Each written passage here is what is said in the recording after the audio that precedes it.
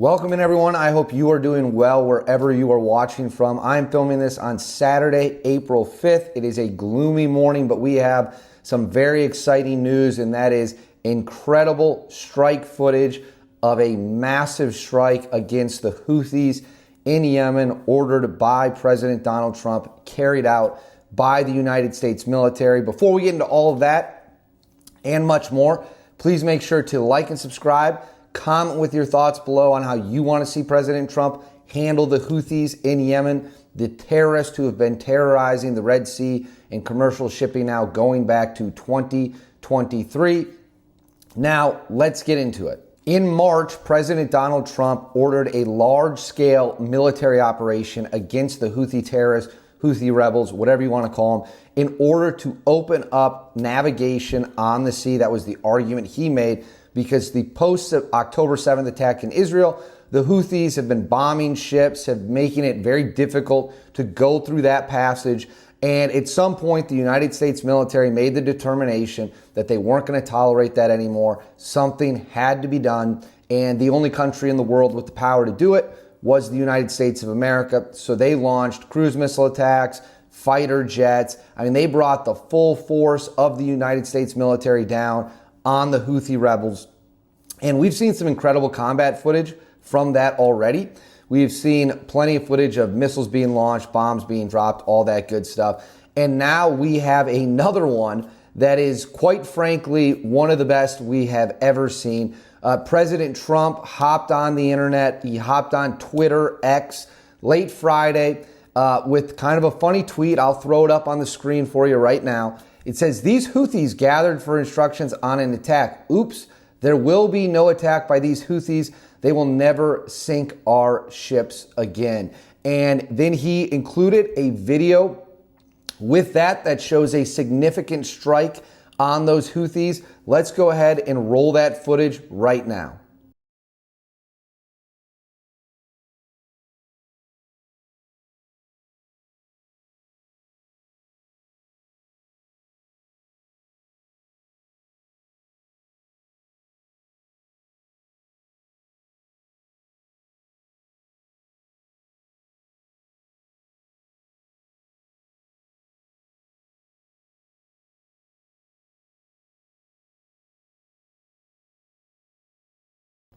So there you have, right there, you just saw the footage of the attack carried out by the United States military against the Houthis in Yemen, against specifically, according to President Donald Trump, 70 of them. I don't think they're going to be planning any attacks. I'm not sure anyone walked away from that one. That was an overwhelming and absolutely brutal strike. And it goes to show that when the United States military decides it wants to hit something, wants to knock some stuff around, there's not really anything anyone can do about it. That's just the fact of the matter. We have the strongest military in the world, and when we decide to put it to use, that we're going to use it, that's the outcome you see. So let's dig in a little deeper here into some more reporting about the Houthis, this strike, and kind of what's continuing to go on with dealing with them. This comes from Fox News. The Trump administration has been conducting daily airstrikes on the Iranian-backed rebels. For those of you who don't know, the Houthis are backed by the Iranian Islamic regime out of Tehran. Airstrikes on the Iranian-backed rebels for the last 20 days following renewed Houthi threats against Israeli vessels last month after Jerusalem cut off humanitarian aid headed for the Gaza Strip. Last month, the group took responsibility for attacks on the USS Harry S. Truman aircraft carrier and several U.S. warships in the Red Sea. The Houthis have also shot down 3 U.S. MQ-9 Reaper drones since March 3rd, sources previously told Fox News.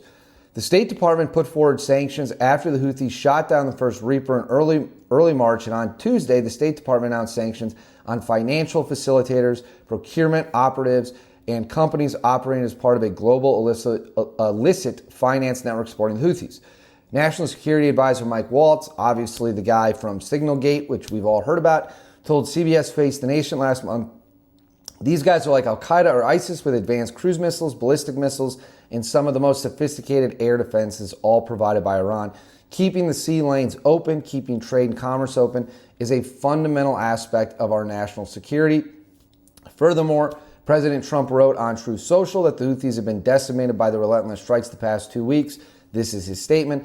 Many of their fighters and leaders are no longer with us. We hit them every day and night harder and harder. Their capabilities that threaten shipping and the region are rapidly being destroyed.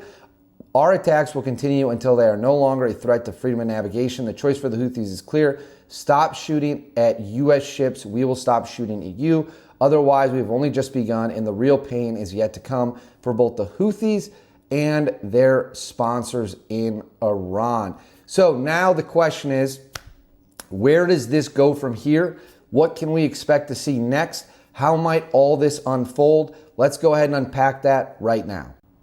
When it comes to what might happen next, what we could see in the next phase of the attacks against the Houthis, I think, quite frankly, what we've seen the past couple weeks of just relentless strikes, overwhelming power, hitting them wherever we can find them, taking out their air defenses, taking out their weapon stockpiles, that to me is kind of what we're going to see unfold in the coming months if the Houthis continue to do what they're doing. And again, keep in mind, the Houthi rebels are backed by Iran. Iran funds them, Iran arms them. Everything they have is due to the Iranian regime out of Tehran. And this comes, we have to talk about, amid heightening escalation and heightening tension between the U.S. and Iran. As we've talked about here before, the U.S. has moved bombers to Diego Garcia. B-2 stealth bombers have been moved to Diego Garcia. And that would be where they would be used as a launching point for an attack against Iran's nuclear facilities. So keep that in the back of your brain while this is going on with the Houthis. Their main backer, their main financier, Iran, is also going toe-to-toe with the United States military amid a deadline over their nuclear facilities. If Trump does not get some kind of agreement, which is unclear at this point in time, it seems like military action is almost certainly going to happen. I think you're going to see continued bombing.